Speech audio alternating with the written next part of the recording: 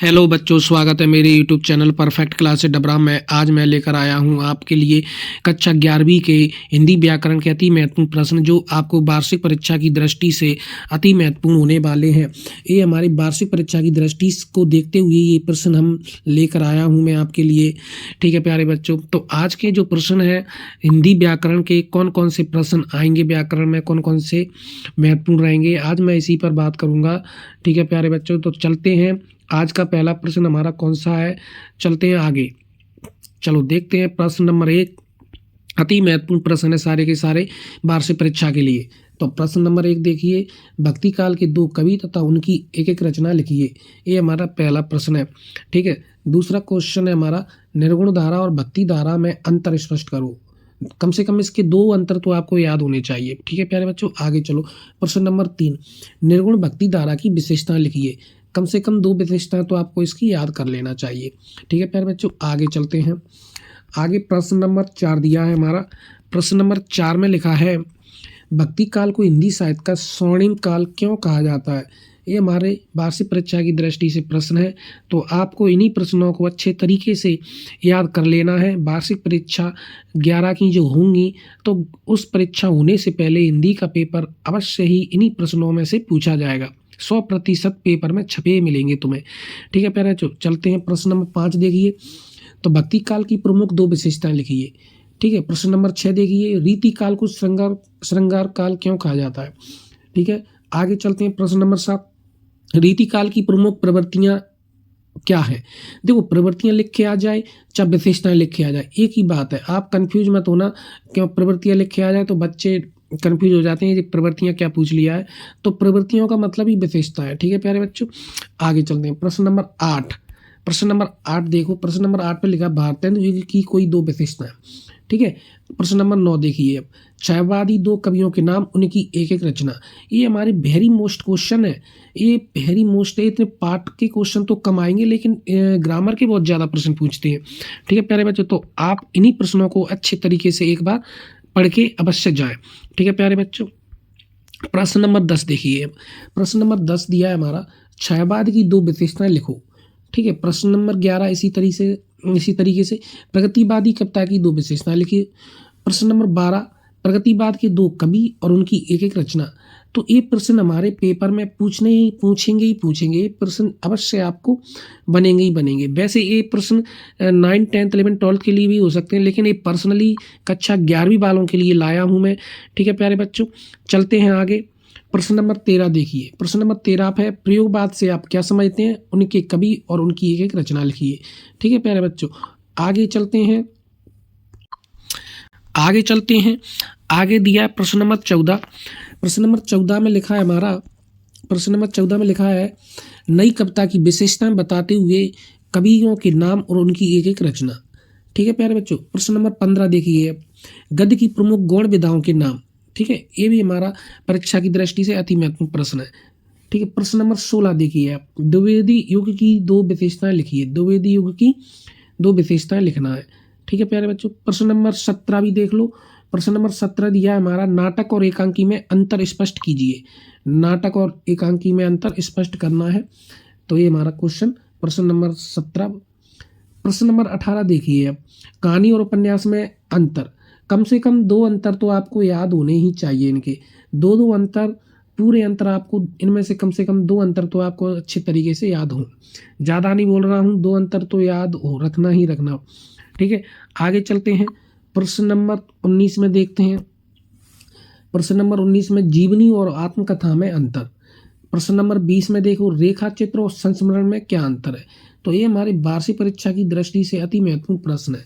ठीक है प्यारे बच्चों, आगे चलते हैं प्रश्न नंबर 21 पर। प्रश्न नंबर 21 देखिए। प्रश्न नंबर 21 में लिखा है, रिपोर्टाज का क्या अर्थ है। हिंदी के 2 प्रमुख रिपोर्टाजों के नाम और उनकी एक एक रचना लिखना है।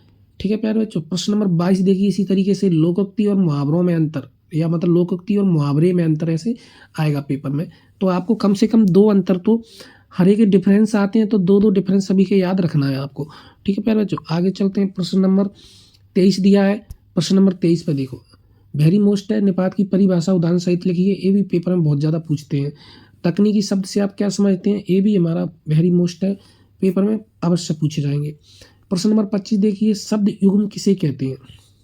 ठीक है, ये भी हमारा रचना के आधार पर के अनुसार वाक्य कितने प्रकार के होते हैं, ये भी हमारा वेरी मोस्ट क्वेश्चन है। रचना के आधार पर वाक्य कितने प्रकार के होते हैं, 3 प्रकार के होते हैं। देखो मैं बता देता हूँ। रचना में देखो 3 वर्ड है, रा चा ना, तो 3 वर्ड है तो 3 प्रकार के होंगे। अगर यहीं पे पूछ लिया जाए कि अर्थ के आधार पर वाक्य कितने प्रकार के होते हैं, तो अर्थ के आधार पर 8 प्रकार के वाक्य होते हैं। अर्थ के आधार पर कितने प्रकार के होते हैं, 8। तो आज से अर्थ, तो आज से 8, तो ऐसे आप इसको अच्छे तरीके से भूलोगे नहीं, क्योंकि बच्चे भूल जाते हैं कि क्या था, कितने प्रकार का था। तो रचना की दृष्टि से 3 प्रकार के और अर्थ की दृष्टि से 8 प्रकार के। ठीक है प्यारे बच्चों, आगे चलते हैं। प्रश्न नंबर 27 देखिए, मिश्रित वाक्य और संयुक्त वाक्य में अंतर। ठीक है, अब हमारा एक और वेरी मोस्ट आया है कि राष्ट्रभाषा और राजभाषा में अंतर करो। तो कम से कम 2-3 अंतर तो आपको याद करने हैं। ठीक है प्यारे बच्चों, चलते हैं आगे। विज्ञापन लेखन की किन किन बातों का ध्यान रखना आवश्यक होता है। जब हम कोई एडवर्टाइजमेंट करवाते हैं तो हमें किन बातों का ध्यान रखना आवश्यक होता है, ये हमें लिखना है प्रश्न नंबर 29 में। प्रश्न नंबर 30 में देखिए, श्रव्य काव्य और दृश्य काव्य में अंतर। ठीक है प्यारे, जो श्रव्य काव्य सुनने वाला होता है, दृश्य काव्य देखने वाला होता है। ठीक है, ये बहुत सरल है, आप पढ़ लोगे तो आपको जल्दी से याद हो भी जाएंगे। आगे देखो प्रश्न नंबर 31, महाकाव्य और खंड काव्य में अंतर। ठीक है, आगे चलते हैं। प्रश्न नंबर 32 देखिए, 2 महाकाव्यों के नाम, उनकी रचयिता के नाम लिखो। तो ये हमारी वेरी मोस्ट है, वार्षिक परीक्षा की दृष्टि से बनाए गए हैं ये प्रश्न। तो ये वार्षिक परीक्षा में इन्हीं में से आपको 100% छपे छपाए मिलेंगे। तो इन्हीं प्रश्नों को आपको पढ़ना है, इनके अलावा कुछ भी नहीं पढ़ना आपको। ठीक है प्यारे बच्चों, प्रश्न नंबर 33 देखिए। प्रश्न नंबर 33 में लिखा है हमारा, काव्य गुण किसे कहते हैं, काव्य गुण कितने प्रकार के होते हैं, उनके नाम, उनका वर्णन करो। तो काव्य गुण 3 प्रकार के होते हैं, जैसे माधुर्य गुण, प्रसाद गुण, ओज गुण। ये हमारे 3 गुण हैं। तो इन गुणों को आप, कोई ना कोई गुण आपसे पूछेगा अवश्य, तो आप इनमें से इनको उदाहरण सहित आप पढ़ लेना। ठीक है, आगे प्रश्न नंबर 34 दिया है, रस किसे कहते हैं, रस के अंगों के नाम। ठीक है, तो ये भी बहुत सरल है। किसी कविता को, पाठ को या पढ़ते समय जो हमें आनंद की अनुभूति होती है काव्य में, उसे रस कहते हैं। रस के हमारे 4 अंग होते हैं, स्थायी भाव, संचारी भाव, अनुभाव, विभाव। जो हमारे ऐसे 4 अंक होते हैं, तो 4 अंग होते हैं रस के। ठीक है प्यारे बच्चों, आगे चलते हैं। प्रश्न नंबर 35। प्रश्न नंबर 35 में देखिए, स्थायी भाव और संचारी भाव में अंतर ज्ञात करो। स्थायी भाव और संचारी भाव में अंतर ज्ञात करो। तो ये हमारे वेरी मोस्ट है। आगे चलते हैं। प्रश्न नंबर 36, हास्य रस की परिभाषा देते हुए उदाहरण स्पष्ट करो। देखो जरूरी नहीं है कि हास्य रस की परिभाषा आ जाए, लेकिन ज़्यादातर पेपर में हास्य रस ही पूछते हैं, इसलिए मैंने हास्य रस का दिया है। कभी कभी वीर रस का भी पूछ लेते हैं कि वीर रस की परिभाषा देते हुए उसका उदाहरण स्पष्ट कीजिए। तो आपको इसी तरीके से क्वेश्चन देखने हैं। तो आप इनके अलावा भी और अपनी मर्जी से 2-4 और याद कर सकते हैं। ठीक है प्यारे बच्चों, आगे चलते हैं। प्रश्न नंबर 37 देखिए।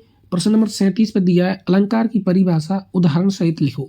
ठीक है, तो काव्य की शोभा बढ़ाने वाले तत्वों को क्या कहते हैं, अलंकार कहते हैं। ठीक है, और अलंकार में कौन कौन से पूछे हैं। अलंकार में देखो प्रश्न नंबर 38, मानवीकरण अलंकार का उदाहरण सहित लिखिए, और दृष्टांत अलंकार की परिभाषा उदाहरण सहित लिखना है। ठीक है, ये हमारे अलंकार हो गए। अब चलो प्रश्न नंबर 40 पर देखो, वेरी मोस्ट है, मात्रिक छंद और वर्णिक छंद में अंतर ज्ञात करो। बेहतरीन, कोई भी बच्चा लिख देगा, बच्चा लिख देगा कि तो मात्रिक छंद मात्राओं की गणना, वर्णिक छंद वर्णों की गणना। ठीक है, ऐसे कोई भी इसको लिख देगा, बहुत सरल है। ठीक है, आगे प्रश्न नंबर 41 देखिए, दोहा छंद की परिभाषा लिखो, उदाहरण सहित लिखो। तो दोहा छंद की परिभाषा लिखना है और उदाहरण भी देना है। तो ये हमारे वेरी मोस्ट है। और कवित छंद की परिभाषा उदाहरण सहित लिखना है, ये भी हमारे वेरी मोस्ट है। ठीक है प्यारे बच्चों, आगे प्रश्न नंबर 43 देखते हैं। प्रश्न नंबर 43 में लिखा है हमारा, शब्द शक्ति से आप क्या समझते हैं, या कितने प्रकार की होती है। तो शब्द शक्ति 3 प्रकार की होती है, तो आप देख लेना इसको।